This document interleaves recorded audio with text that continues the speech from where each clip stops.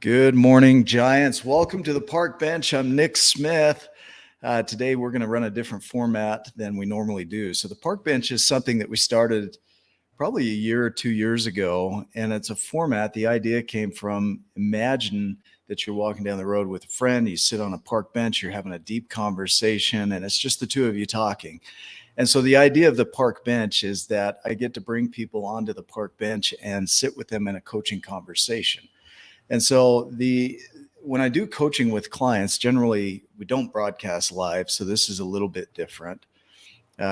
You're able to comment as we go through this, but I'll be ignoring the comments. I won't pay attention to those. I won't even see them until the end of the show, and Alina won't see those either. And so please comment. Feel free to share your thoughts as you go through this, any insights, breakthroughs, realizations, because it's as much about you as it is the guest that's on the show. And so what I'd invite you to do is if what is shared here doesn't really apply to your life, find a way to make it work for your life. Find somewhere where you can relate to what we're talking about here. There's no agenda for this. It's just simply a space where I can coach somebody in a live setting. It gives you a demonstration of what it's like to be coached by me. And for some people, it may work for you to do this live, and others, it may work to do it in a private conversation. So whatever works for you, my goal is to serve you with that. And so, Alina, welcome to the show. I'm glad to have you here. I have no idea how this is going to go. We're just going to go with it. Okay. Right. Awesome. Nice to be here, Nick. Yeah, I'm glad to have you. So let me have you lead us into the conversation. Tell me, what had you schedule this? What's going on in your world? My world's complicated. Okay. And the one thing I'd like to learn is the self-love. Okay. And I'm in a house where that's not really, I wouldn't say not present, but not the main focus in life. Okay. It's all about finding fault. Okay.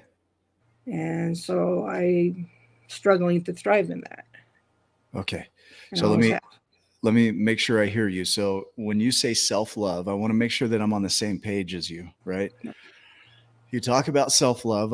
I want you to give me your definition of what that means, and also noticing that there's an environment that becomes a condition of that self-love, whatever you define it as. So you've described an environment that is a certain way. Can you hear that?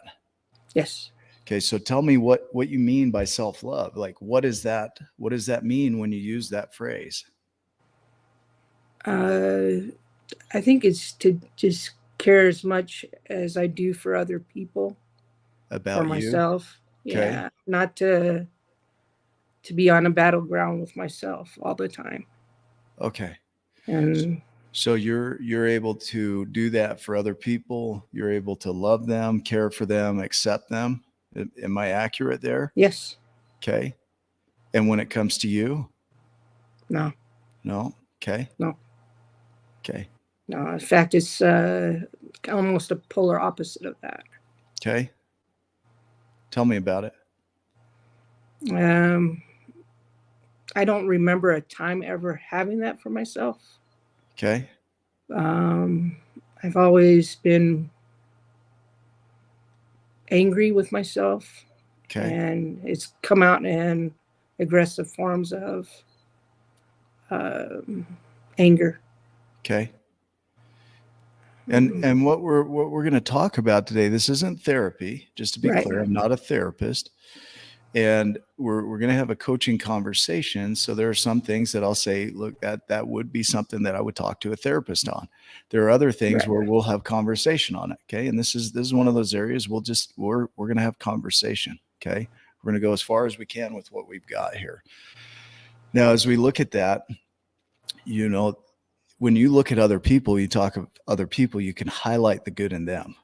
When it comes to looking at yourself, it sounds like you're highlighting the self-loathing, the disgust, the non-caring, and help me here, okay? If I say anything that is off, I would like you to help me clarify it, okay? Okay. So you have this view of yourself as non-deserving, unworthy, unlovable, unacceptable. Does that Yeah. sound accurate? Oh yeah. Okay. But you see it in others. You see the good in others. Yeah. You don't see the good in yourself. Where do you think that comes from? Why do you do that? Where did that start? I don't know where it started. I just know that I didn't want anybody else having that. Okay. Yeah, so you know it's there. You don't know Mhm. where it came from. You just know it's there, and you know that you don't want others to feel that way. Yeah, I don't want others to feel that they're, loving yourself usually comes from the love that others teach you, Okay, tell me when you about first that. start out. Yeah, tell me about that. Well, that's how I imagine. I think that as a child, you're shown love by your parents, Okay. and I don't remember that far back, so have to say it was there at one time. Yeah, I mean, I'm going to bring in a framework that we use, the 12 journeys. We always talk about that. But we always start with the journey of non-consciousness, and that is the programming that you're talking about. So when we go into the non-conscious journey, it's really recognizing that when we're born into this world, yes, we do have some genetic predispositions. Okay, we have some characteristics that were handed down. It's been shown to be true. The Biology of Belief by Bruce Lipton talks about this, that our DNA is actually handed down wherever our parents were when you were conceived. That's what gets handed over to you. The lights are turned on, and that's where you're at. But when you come into the world, then your caregivers, whoever those are, whether they're present or not present, have an influence on who you become. Okay, so Right. they teach you how to love. They become, as you're developing your brain, they become your brain. So you believe everything they say. You start to soak it in, and you may not have a conscious memory of it. And here's another thing, Alina, is that memory, every time we bring up a memory of something, we rewrite it. So we're never at the original memory. All we're at is a memory of a memory of a memory. Does that make sense? So Yeah, in a we weird could way, go yeah. back in time and analyze everything you've ever been through and look at the memories of it, but we could spend the rest of your life doing that. It wouldn't be as important to me to know where it came from as it's there. Can you hear that? Yes. If we recognize it's there and that you do that, then we can recognize, okay, there's something there that's causing upset. And the upset in this case is I don't love myself the way I love other people. I don't accept myself the way I accept other people. That's what's present. What do you hear in that? Yeah, I can see that, and I can, and that's why I think that I need to learn that Okay. love, because the how some of the things came out was starting to affect other people. Okay, You so know, let me pause you. I'm going to pause you because I want to interrupt your speaking so that you can hear yourself. Mhm. You said to me, I need to learn that. Let me ask you this. Do you need to learn it when it comes to other people? No, I've been doing it enough. Can you hear that? Yes, You've been it's like doing it putting enough shoes that on. it's, yeah, okay. Can you hear that? It's like putting shoes on with other people. Right. So if learning is the willingness to grow in a situation, let's say humbleness is teachability, right? So you get Right. into a situation and it really like knocks you to the ground and you become humbled by it. You become teachable by it, right? Now, when it comes to other people, you became teachable and now it's like putting on shoes. Can you hear that? Yeah. So as a practice, this wouldn't be something you have to go out and get and bring it into your world and then try and put it there. It's already in there. It just hasn't been exercised. Can you hear me? Yeah. Okay. The reason it doesn't get exercised is it's getting interrupted by non-acceptance and judgment about who you are.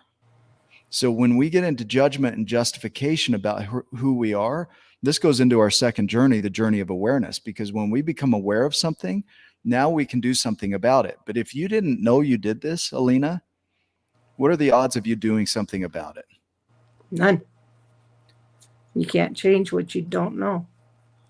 You can't. If you don't see the problem, what are you going to fix? It's you, it's me, it's anybody that's watching this. If you don't know you do something, there's nothing you can do. I don't care who it is in this world. If you don't know that you don't know, what are you going to do? The problem is that when we do know, we start to judge ourselves and justify ourselves for where we're at. Oh, I'm this way because, and we have a list of reasons. Can you hear that? Yes. I judge myself as this, and here's why I'm justified in judging myself as that. I'm not good enough, and here's why I'm not good enough. There was this time, that time, this time. We keep case files on ourselves about why we're not good enough. Can you hear me? Yeah. What are you hearing? That I tend to judge my own self more harshly than I do everybody else. Remember when we started this conversation, you told me the reasons why you can't change. Do you remember that? Yeah. What was it? How the conflict in the household. Yeah. Can you hear that? Yeah. Not as the conflict in the household. Okay. Household's doing whatever household does. What is the real issue here? How I perceive it. Yeah. Can you hear that? Yeah. Has nothing to do with the household. It's how you're choosing to justify where you're at because of this thing called the household. Can you hear me? Yes. What does that bring up in you? The household is still wrong. Okay. We don't have to get rid of it. Like, we don't have to even make the judgment wrong. Can you hear me? Yeah. Like, you judging, it doesn't make it wrong. The judgment, we can judge our judgments. And I love this, Alina, because your demonstration for most people, for many of us, right, that we all do some version of this. We have some external thing going on, and we're justified in our way of being because of that thing. But that thing is out there doing whatever that thing does. It would be like, I've got these glasses right here. I can't learn because of these glasses. Now, I didn't know anything about these glasses until this moment right here. They were just sitting here. I didn't even know they were there. But I'm taking these glasses and I'm blaming them for everything in my life. And I'm justified. I can't love myself because of these glasses. What would you say to me? That's an odd thing to put your judgment on. Really? Yeah. It's so Can you small. hear that? Small. That's an odd thing to put your judgment on. Yeah. To base your judgment on. Yeah. Can you hear me? Yes, the house is an odd judgment. And it's not a judgment of your judgment. You're not odd because you judged it that way. It's just simply how interesting that I'm allowing that to determine my self-worth and value. Yeah. Can you hear Glasses. Me? It's like the bear in the field. It's like a bear in the field.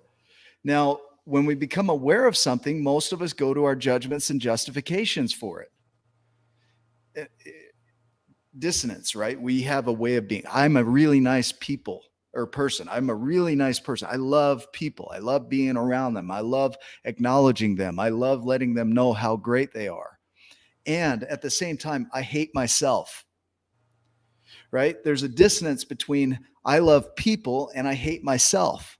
The dissonance is I'm out of alignment with those two things. Like, how can I be someone that loves other people and someone that hates myself? And you know how we resolve that? We justify it. Well, it's okay to hate myself because of this. It's okay to hate myself because of that.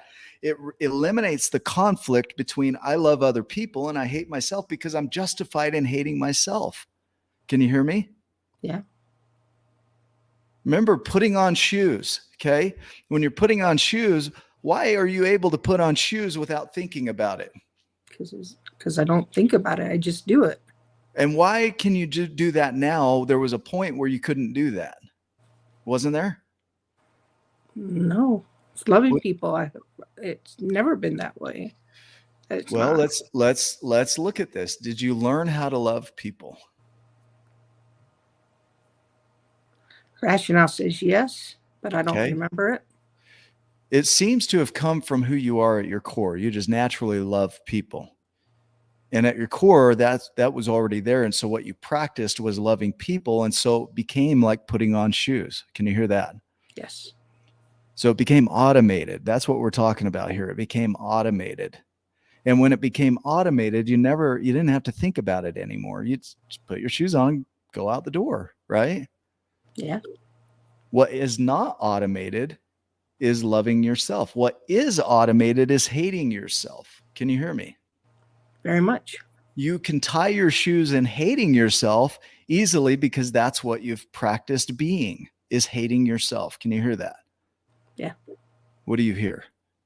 It's just, for me, that's normal. That's like giving is normal to other people. Oh, Loathing is just as easy. Self-loathing. yeah. Why is it okay for you to do that? Tell It me all the isn't. reasons. It isn't. Tell me all the reasons why you're justified in that automation that you've created. Well, there came a place where there were things in my life that just happened, and I became a person I didn't like. Okay. And I just assumed I deserved hell. Yeah. Okay. So if we hear that, I don't need you to tell me the details. Okay. We know what it is. You know what you're talking about when you share that. Okay. So as you think of that in relation to what we're talking about today, as you think of that, there became reasons for you hating yourself. There became justifications for you hating yourself. Right? Yeah.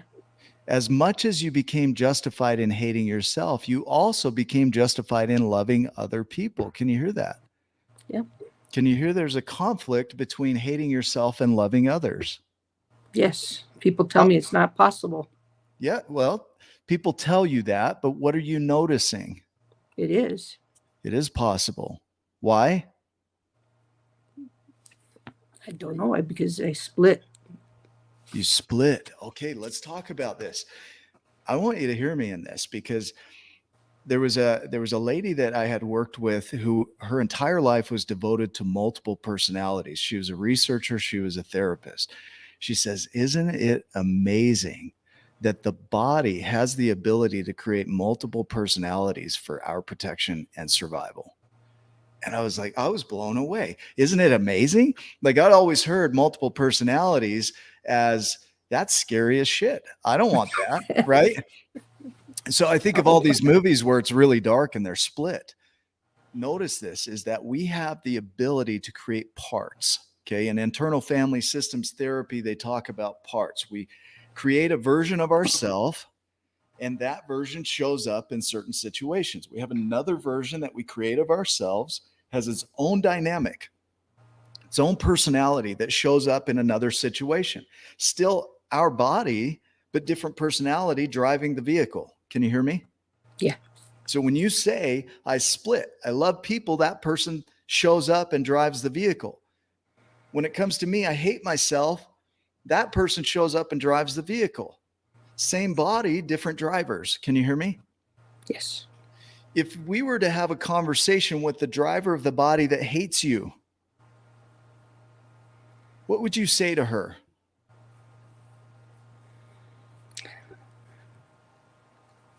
I don't know. I don't know. Why was she created? What is it that she does for you that she was trying to protect you from?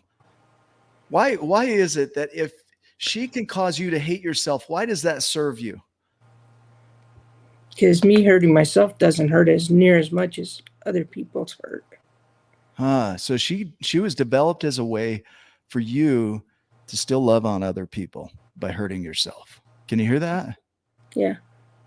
Are you mad at her? Sometimes. Okay. Do you yell at her? No. Or do you yell at yourself? I yell at myself. Yeah. And truly, we don't need to yell at her either, because her intentions when she was created were to protect you and to protect others. So if we look at, there are no bad parts. Okay. You're not broken because you love people here and you hate yourself over there. Does that make sense? You're not broken because you do that. I'm sure there's people that are watching this and say, oh my gosh, I do that too. I do that too. Right. So as you look at this, you might develop one part that shows up very loving. You might have another part that shows up very hating of yourself, right? You Mhm. might show up happy in one situation and really sad and depressed in another situation. Very confident over here, very insecure over there. All parts, all created for the situation. So it's like having 10,000 drivers of the car and one steering wheel. So you're like, I'm going crazy. What's going on in here? Well, it's because we've developed these parts to be able to handle our life, right? Can you hear me? Yes. So to be mad at those parts, what do you think that does? If I'm mad at those parts of myself for being here and I get mad at them and yell at them and I don't want them here and I resist them and I tell them to go away, what do you think happens with that? It just makes the cycle worse. Yeah. Because you're punishing something that shouldn't have been punished in the first place. Well, she's going like, you created me and now you're mad at me. Dang tootin'. Yeah. You created me and now you're mad at me. I don't get it. I'm confused. Like, you're the one that put me here and now you're the one that wants me to die. Like, I don't want to die. It's because it got a life of its own. It got a life of its own. And now that we're aware of it, okay, that's present for you, that you have this part of you that's very self-loathing, a part of you. Can you hear the distinction between you are self-loathing and you have a part of you that's self-loathing? Can you hear the distinction? Yeah, because the distinction is mine saying I'm all the way evil. There is no good. Yeah. So if we can create, if a distinction is a separation, okay, if we can create a separation that there is a part of you that acts a certain way in certain situations, then we notice that it's not you, it's a part of you. Can you hear me? Yes. We separate you from it. Now, if we can separate you from it, it's no longer I hate myself or I am doing that. No, there's a part of me that's showing up that's doing that. Can you hear that? Yes. So like a little child. Yeah, it creates room between who you think you are and that thing that's showing up. Can you hear that? Yeah. Okay. What do you hear? That it's the way I react is not who I am. Okay. It's how I learn to deal with situations. Okay. And if that part shows up, let's say that part comes in and says, I want to drive the car today. Alina, I want to hate you so much today. Can I drive the car? No. Okay, for a little bit. Okay. For a little bit, but I better not know about it, right? Right. Okay. Can you hear that? Yeah. She shows up and she says, I really want to hate you today. I really want you to just feel terrible today. Are you okay if I drive the car for a minute? Little bit. Notice that. What does that give you when you recognize that she shows up and she says, hey, I want to practice a little self-loathing today. You good if I drive? No, but you can have the steering wheel for a little bit. Okay. Gives me more control. And there might be a point where you're like, you can be here, but I'm driving. Right. Can you hear that? Yeah. You can be here and you can sit in the passenger seat. You can get the back seat. You can yell and scream and do all the things you do. I don't care. You're allowed to be here. You just can't control the bus. Yeah. Talk to her. Tell her that. Like, speak to her as if she were right here, right now. What would you say to her? You just can't drive the bus. Do you love her? Sure. Oh, can you hear that? You can love that part of you? Yeah. Huh. It's different. It is different, right? You can love that part of you. Yeah. Because having that person control is like having the bus on Harry Potter, the night Okay. bus. Yeah. Yeah, it's just bad chaos, not good chaos. I love that you're making connections in your mind with things you already know with what we're talking about. That's assimilating it. It's like, oh, I'm opening up to the idea I might not be what I say I am. I might not be self loathing. I might just have a part of me that's self loathing. Yeah.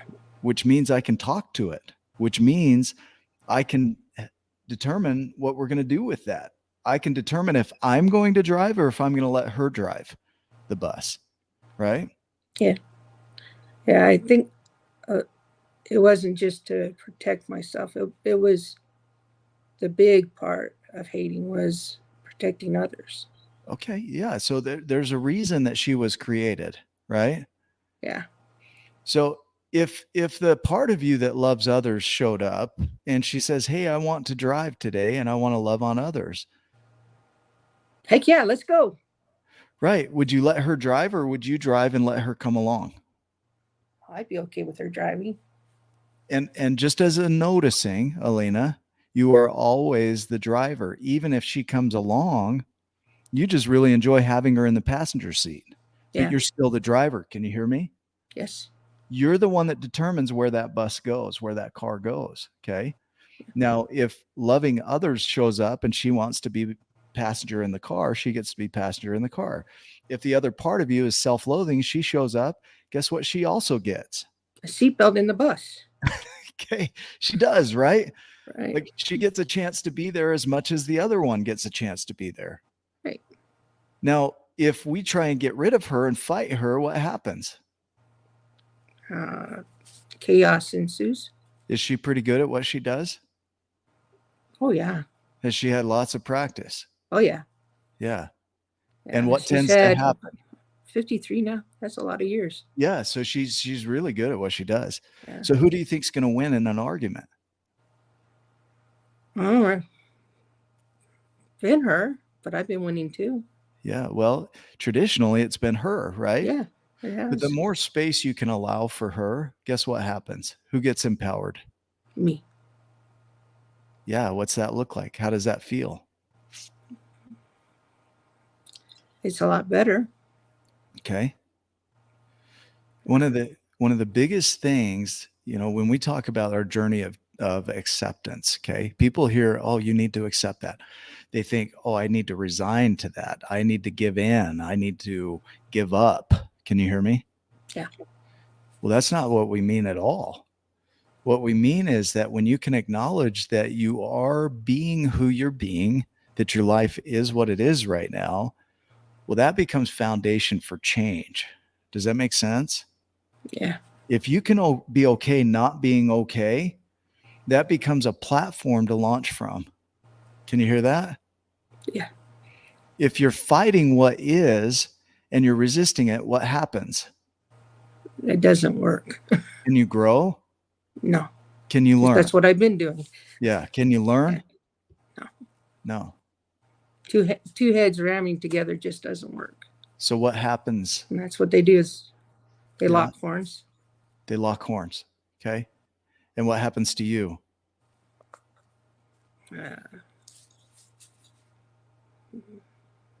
Just is an awful feeling. You feel terrible. Tell me about the feelings. Let's bring some of those to the surface. So when we look at feelings, what do you feel when that happens? I get rage. Okay. It's one of my big emotions. Yeah. And it's hard because the autism I have. Okay. If it's a strong emotion, Okay. it comes out in anger. So if I get frustrated, it's anger. Okay. So they kind of just get clumped. So what is anger? I mean, if I know context of what anger is, okay, and you were describing it to me and you're like, I feel this thing in my body that I'm calling anger. Like, what does it feel like? What does it feel like in the body? Where do you feel it in the body? For me, it's like in the skin. In the skin. It Okay. just all kind of just wants to explode. I'm curious. So your skin is about to explode? That's Yeah. what it feels like? Yeah. Holy crap, that sounds scary. Like, tell me more. Tell me It about just this thing called anger. Like, where else do you feel it? everywhere. Okay. Everywhere. It's just my heart feels it. Okay. My muscles feel it. Hmm. So you feel it in your heart. Tell me about that. What's your heart doing? It just beats too Just much. going. Okay. Yeah. And you feel it in your skin, like your skin wants to explode. You feel it in your muscles. What do you feel in your muscles? They all bunch up. Yeah. In fact, my muscles stay at a rigid. Yeah. You're But ready more to fight. so, Yeah. So if we get into anger and you're feeling anger and you were sitting there really describing, what am I feeling? And really sitting with anger, and you sat with yourself and you described it the way you just did for me, what might that do for you?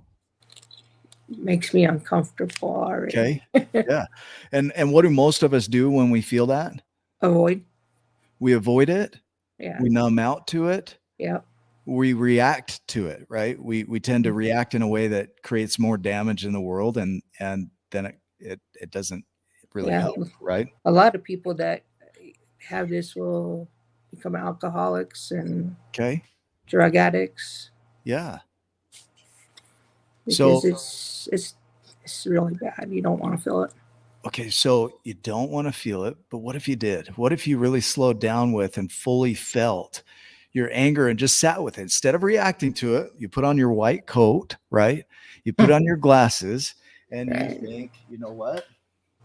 Anger, I'm curious. Like how are like anger? Like I'm curious. I want to feel like, what does it feel like in my body? What am I feeling right now? Where do I feel this? Can you hear me? Yeah. Okay. I've Most had of to us, do that yeah. lately. Perfect. So you've had to sit with it and really be with it. Yeah. Okay. Because So, people took away all the other things I was numbing out on. okay. So, So all your numbing out toys kind of went out the window. yep. Yeah. So you had to really sit with it. Yep. And so getting comfortable in our discomfort is a key to healing. Can you hear me? Yes. To really feel your anger and not react to your anger is going to be a key to healing. To really feel what it feels like to self-loathe and really get curious about it. What does it feel like? Now, if we go beyond that, there was a thought that generated that feeling. Can you hear me? Yes. Even if you were unconscious of the thought, there was a thought. So whether you know about it or not, there was a thought that generated the emotion, always in that order. There was a thought of thoughts. There was a judgment, right? A judgment is just a cluster of thoughts. An assessment is a cluster of thoughts. A prediction is a cluster of thoughts, right? So if we come back to it, you're having the thought that something is happening and your feeling is anger. Can you hear me? Yeah. So if you're automated and you go into the non-conscious journey, right, and you're feeling like I am self-loathing, I hate myself, and then you're having the thought, I hate myself, what do you think that brings up as a feeling? Anger. Yeah. And then there's a reaction that happens, right? Right. So if we can go back to, there's this thought called self-loathing, and that thought generates anger. So I might not know that I'm having the thought, but I can feel the feeling. Right? Right. And that is very physical. The thought is physical, the feeling is physical. So if I can't determine the thought, I can at least go to the feeling. What am I feeling? And sit with that and give myself space to have that feeling be present. Anger. Anger gets to be in the car. As much as the thought that I am self-loathing gets to be in the car, as much as the thought I am loving of other humans gets to be in the car. Can you hear me? Yes. So if I can sit with anger in the car, anger can be in the car. I can fully feel anger and still be the driver of the car or the bus. Does that make sense? It does. Tell me what you're hearing. they all should have their place in the bus. Okay. And I'm not right now letting all my emotions on the bus. You pick Getting a and little better. choose. Yeah. I do pick and choose. You're like, love is allowed, anger's not. I'll fight anger. I'll fight you and where nobody's driving the bus, because not even anger is driving the bus, because you're fighting anger. Yeah, right? We've gone off the cliff a couple of times. Okay. Yeah. Yeah. And I can relate to that. I've gone off the cliff a couple of times, right? Yeah. What is this giving you, Alina, as you hear this? What is this giving you? Hope. Why does it give you hope? Because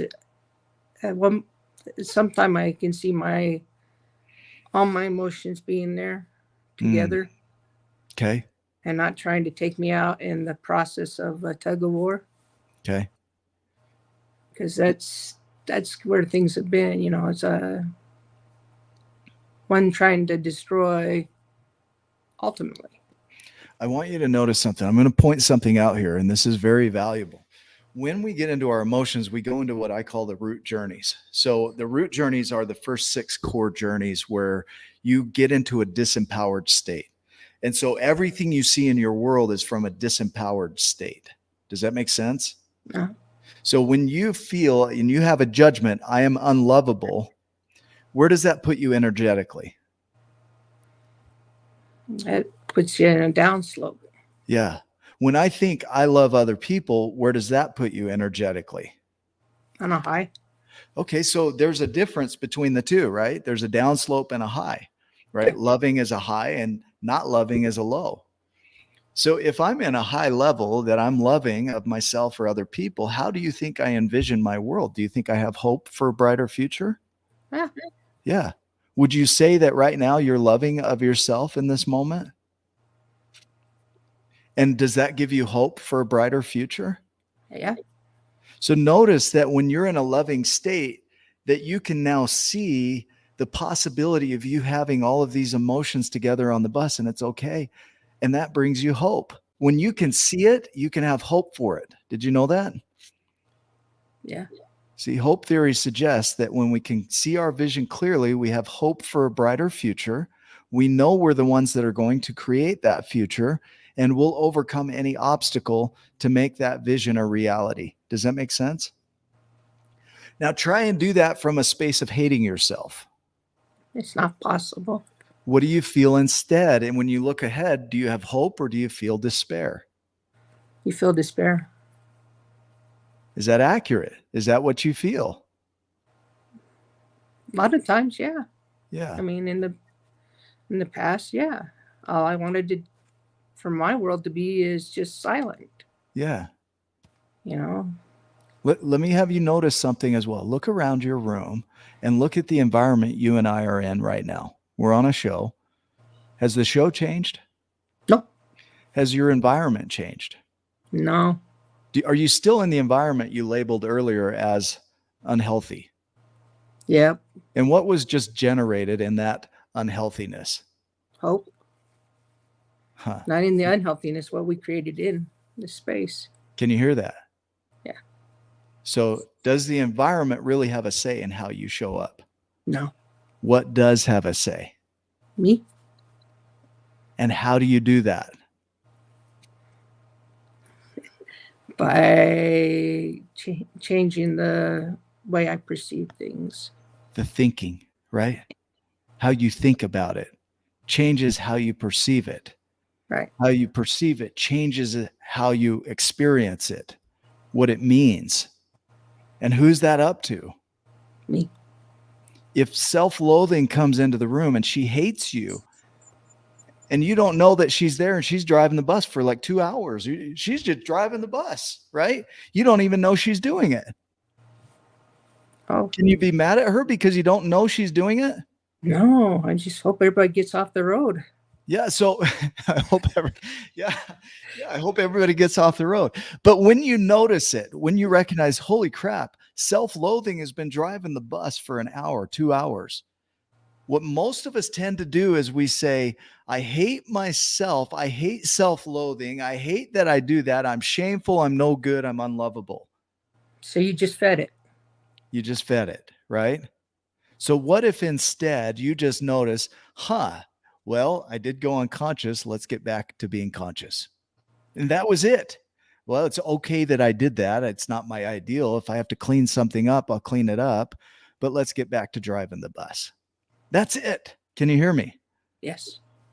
What does that give you? Power.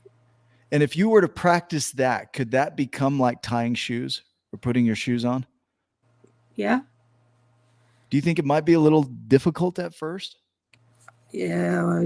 Like most things, yes. Yeah. Do you think you might go unconscious at times? Go back to the old ways? Yes. And what if you did? It takes practice. What if you did? What if you went unconscious? How would you approach it from here? Try to change the way I am going about looking at things. Not all. Feed the negative. What if you got really angry? Then what? I'm not going to say what I think. Well, what if you got super angry and you went into that? And let's say that happened. You became angry and you reacted a certain way. And then you don't know because you're in it, but you wake up to it. Then what? You apologize. Okay. And change it. Yeah. You apologize to who? Whoever I affected in that moment. Okay. Usually it's me, but every now and then it's others. I lost my video here, but I'm still here. Okay. Yeah, you are. You look good. Yeah. Thank you. My daughter's in the room. So she came in to show me something, but so I'm sorry, sweetie. That's not fun. I'm on a live show. Okay. So are you okay?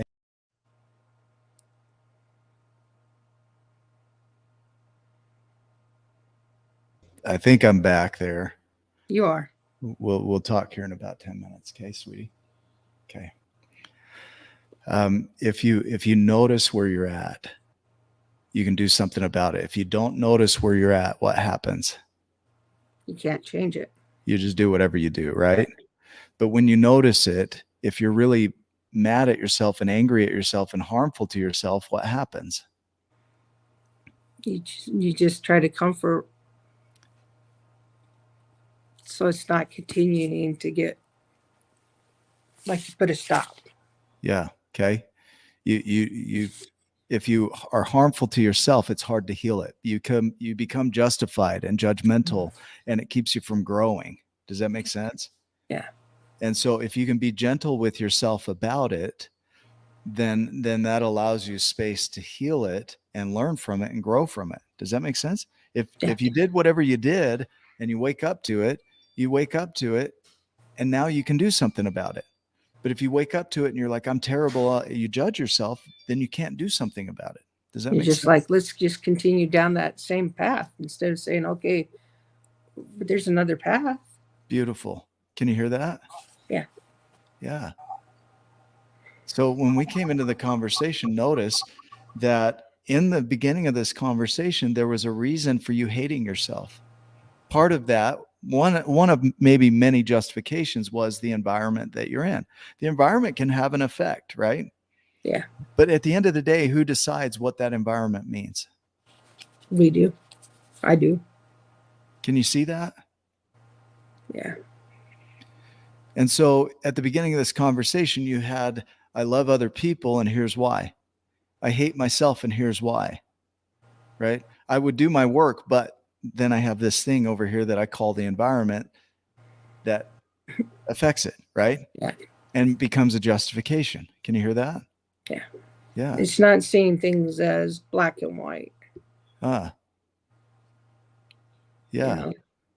So there's color and gray areas. Well, you're an artist, right? Right. You know something about that. So there's coloring in the gray areas. Right. What happens when you come to a painting angry? You'll use a lot of angry colors, like reds and blacks. Is it still a creation? Yes. Yeah. What happens when you come to the painting with love? And you get bright, beautiful colors. And is it still a creation? Yes. Is one better than the other? No. Are they both creations? Yep. Who's the artist? Me. Can you hear that? Yes. So whether you paint with angry colors or loving colors, is it still a creation? Yeah. Which one do you prefer? I like the bright and beautiful better. So you prefer that, right? Yes. Is it right or wrong that you're painting with brighter, beautiful colors versus heavier, darker colors? No. What is it then? It's a mood set. Huh. It's whatever set the mood for it. Does that tie into your world? Yes. And who's the artist? Me. Huh. So you might show up one day as a certain type of artist, another day as another type of artist. Yeah. Yeah.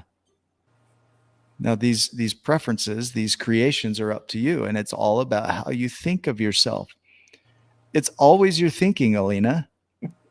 Always your thinking creates your emotional state. Your thinking, not somebody else's thinking for you.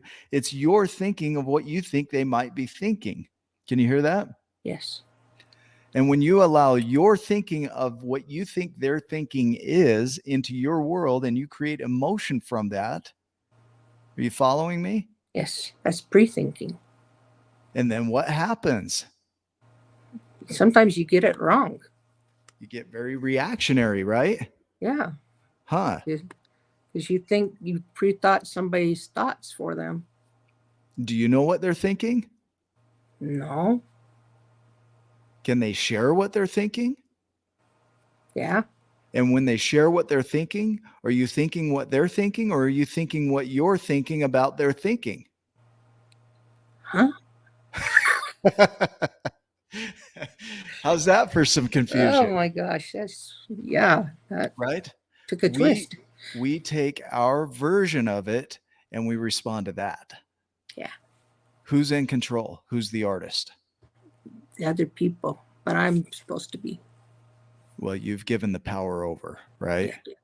But who's the artist? Me. Only always? That's a trick question. Could you blame it on them? Sometimes people tend to touch things they're not supposed to. Okay. But I can always fix it. Okay. And who's that up to? Who's doing that thinking? Who is thinking that it shouldn't be that way? Me.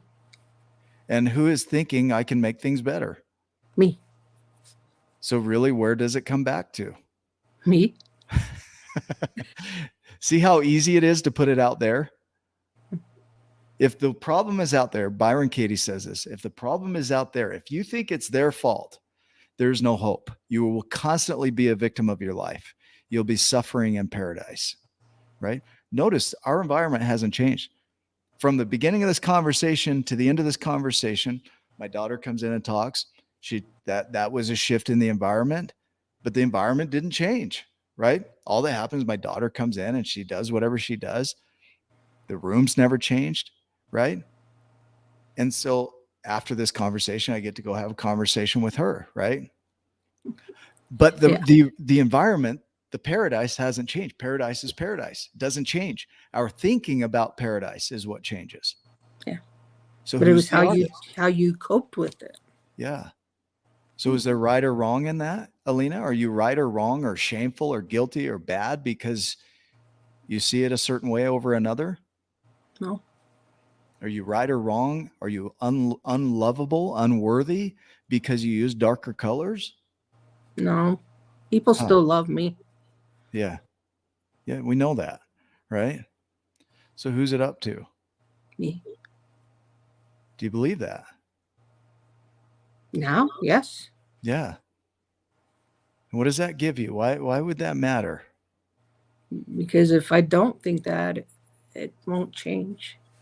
Okay. If I don't feel that, it won't change. So notice, like from the beginning of this conversation to the end, the only thing that's changed is this conversation, is your thinking about this conversation. That's it. That's big though. Yeah, it's everything. So how do you practice this new way of thinking? Flex the muscle. Huh. And how does it become like putting on shoes? Keep flexing that muscle. Keep Okay. saying, practicing, that it is in your realm. Okay. And what happens when you don't do very well at it? What do we do then? Same thing that happens when you fall off that bike. You say, okay, I fell off the bike, but I can get back on and try again. Are you willing to do that? Yeah. Okay. As a practice, this is what I would, if I were a doctor, I'd say this is what I would prescribe. Okay. And I'm not a doctor. So, but as a prescription for what we're talking about today, it's that when self-loathing and hating of yourself shows up, which I promise it will, okay? I guarantee it will. When it shows up, if you can't notice that it's there, there's nothing to do. But the moment you notice it's there, have a gentle awakening to it. Does that make sense? Be very gentle with yourself about what you did when you didn't know what you were doing. Yeah. Okay. Instead of judging yourself and shaming yourself and adding harm to the harm, instead we could say, well, I did that. Well, I will clean up whatever I need to clean up, and I will re-engage with what I'm committed to, which is what? What are you committed to be from here? A person that loves myself. Yeah. A giant. And so when you're not loving yourself, your vision is to love yourself. It's not, if I were to say the statement, I love myself, not as a truth in the moment, but as a declaration to become that. Right? So if I'm not loving myself and I find I'm hating myself, then if my commitment is to loving myself, I have somewhere to go back to. Does that make sense? Yeah. I can say, I notice that I'm not loving myself. I'm going to go back to loving myself. Can you hear that? Yeah. I don't have to stay that way. Okay. I don't have to stay stuck. Tell me what you're realizing the most out of our conversation today for you. That I have more power than I thought I did. Yeah. Why does that matter? Well, before I, just was kind of locked in that I should hate myself. Huh. Because was serving its purpose. Yeah. Yeah. And not saying, well, there's another way, I don't have to be that. For one thing, it's been, why I did it is so long ago. Yeah. It's like holding a prisoner for such a small crime. Yeah. And never letting them go. Yeah. And who's holding them hostage? Me. Yeah. So if we have the realization that it's only always me doing that to me, it's only always me thinking about what I'm thinking and what I think others are thinking. It's only always me. So it comes back to the power is where, Alina? Where's the power? It's in me. Yeah. We didn't go anywhere today. We didn't go out of this room to go get something to bring it back so you could be empowered. Where did that power come from? Inside me. It means it was already there, right? Mm. And it was getting stifled by a thought that thought you were less than. And tell me how you're feeling right now. What are you feeling in your body right now after this conversation? I feel that I am more important than I have ever felt. Huh. Do you feel a relief? Yeah. Do you feel a release? Yeah. Yeah. Do you feel hopeful? Yeah. Does that feel good? Yeah. It's something I haven't felt for. Yeah. Yeah, I don't know. Can't count that high. Yeah. Yeah. Yeah. All from a thought. Your power is your thinking, right? Yeah. Can you hear that? Yes. Your world is only a reflection of who you think you are. Yeah. If I could shake you through the camera, I'd be like, Alina, can you hear me? Can you Yes, hear I me? can. Right? Yeah. I would shake you through the camera, because when you can hear this, your life changes, right? So your practice would be being what we talked about today. When you're not being loving to yourself, return to being loving to yourself. Okay. If you're having a hard time doing that, this is where therapy and things like that, other tools, help get us back to our power so that we can get back to our work of loving ourselves, right? If we have a hard time doing it on our own, then we reach out and we get help to do that until we can learn to do it for ourselves, right? There's nothing wrong with that. There's nothing wrong with having a coach. There's nothing wrong with having a therapist. There's nothing wrong with taking medications to help you alleviate some of the emotional intensity, right? So when you're able to get your mind back, then you return to, as much as possible, it doesn't have to be perfect, but you return to creating yourself as a loving human of yourself, right? Does that make sense? It does. Yeah. Is there anything else you want to share today before we wrap up here? Oh, I think this has been really helpful. Yeah. It's just the power of change. Yeah. And where did it come from? Me. Yeah. I didn't do But anything. it's the small, simple changes that make a big change. Yeah. Yeah. Alina, Nick didn't do anything. You did that. You did the work. That came from you. That power came from you. I didn't give that to you. I didn't put that in there. Can you notice that? Yes. So where's the real power? Me. You just gave me the bench to sit on. Yeah. That's awesome, right? That's awesome. Good job today. Like we're going to wrap up here. Is there anything else you want to share before we do that? Just keep yourself open to change. Yeah. Beautiful. Yeah. Man, that was phenomenal. Like, thank you for showing up. Thank you for letting me listen to you and have you hear you. Like this is what I love. So for those that are watching this, we'll go back through the comments later, but as you're watching this, see yourself in this. Where do you do this? Where do you do this to you? And if you feel called to sit on the park bench with me, we do it on a Saturday morning. And I let you do it, once every 6 months, just to give everybody a chance to go through it. We do broadcast it live. If you want to be a part of this, you want to be comfortable broadcasting it live, then do the park bench. If you don't feel comfortable doing that, reach out to me and let's schedule a coaching call, and we'll do this and just you and me. Okay. And so that's different. If we're going to do the park bench, that's broadcast out. With me, it's not. That's between you and me. And so whatever would serve you in your creations, if it would serve you to have a conversation like this, whether you do it here or you do it with me one-on-one, it doesn't matter to me. Schedule it. And if it calls to you to do that, do that. If you're not a member of our community, the Tribe of Giants, come do that on Facebook. That's where we host just about everything. Alina, I'm grateful you're a part of that community. I see you engaging like constantly in there. And I love that you were the first to jump on this. So I didn't know I was the first one. Yeah. Well, since we brought it back, right? So you were the first one since we brought it back. And thank you for helping me launch this again. And I'm just really grateful for you. Thank you. It is a great honor. Yeah. Thank you. You're welcome. For those that are watching, we will catch you in the next episode. Go make it a giant day. Bye.